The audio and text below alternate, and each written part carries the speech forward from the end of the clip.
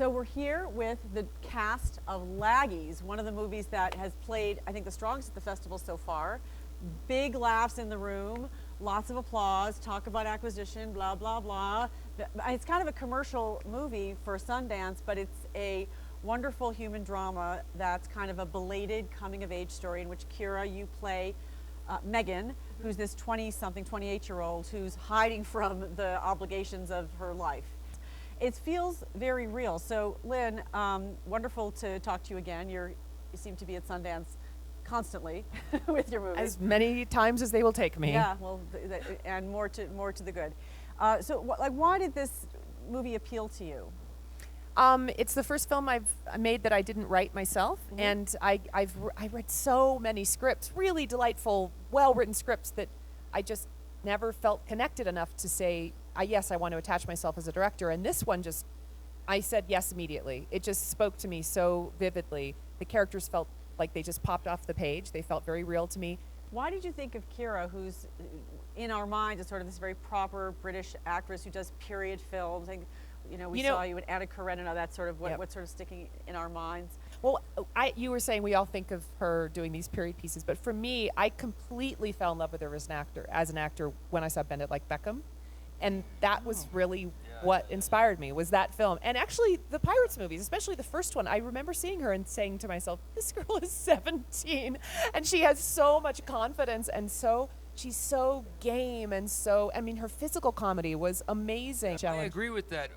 In the Pirates movies, I think she has a kind of like, she could almost be in Quadrophenia or something. There's some kind of punk rock and rebellious about her in the Pirates movies, I think. Yeah. And it is actually, that's even though it's a period film, very it's a very contemporary take on a period film. Well, why did you exactly? Well, why did you want to do it, Keira? First of all, as I've said, your accent is spot on, and I'm a hard ass on American accent. As far as the accent goes, I really enjoy doing accents. I think as an actor, you want to lose yourself as much as possible. And being able to change your voice really makes you feel like a different person. And in a funny way, it means I don't get such stage fright. Because I think when I'm using my own voice, there is a kind of a fear that it's me, and then suddenly it feels weird that you're acting, whereas you can kind of completely get lost in it when it's something totally different. And in a funny way, I think she's probably closest to me of anything that I've ever played. So it's weird that you kind of, to do it in a comfortable way, to have an accent was a lovely thing. I think I would have felt quite shy of doing it in my own accent. Mm-hmm. Love that. So Sam, you're also playing someone sort of out of character. I mean, you didn't actually have to get the law degree to play the part. Yes, no, I didn't have to do that. No, but I always gauge somebody's intelligence by their sense of humor anyway, and so. But it's very challenging text for actors, I think, in the way that James Brooks or Aaron Sorkin maybe I would imagine. Yeah. Because it's clever and the characters are clever and acerbic and so to make it to really absorb that material and then make it real. It's challenging because we don't necessarily talk like that. Yeah. But that's the challenge, and that's the fun of it. Like if you work on a piece that challenges you, like Noel Coward or Aaron Sorkin or Patty Chayefsky, like where people actually have complete sentences. Well, and they here's don't, the thing. I mean, that's what's so interesting. But it also has a lot of nuance in it and a lot of behavior. That's what's so great about the script. And it's really true. Talk about the scene where you guys go out and get drunk, which is really fun to watch. That was probably the most improvised, actually. Dudes, right?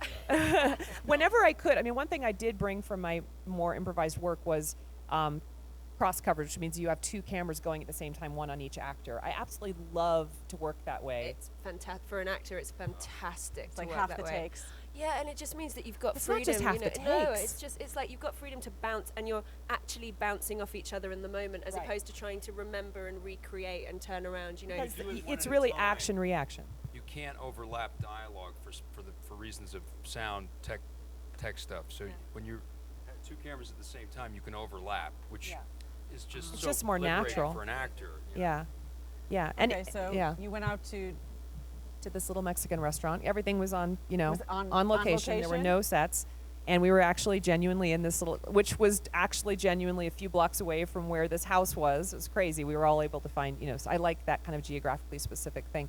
And we set up the cameras, and I really wanted it to feel really real, like this very bonding, you know, really loose, getting drunk kind of vibe. And so I feel like that was the most that scene felt like I was making one of my other movies. Yeah, we that kind was of more tweaked the incredible. dialogue a little that night too. Yeah, we had fun with it. Yeah.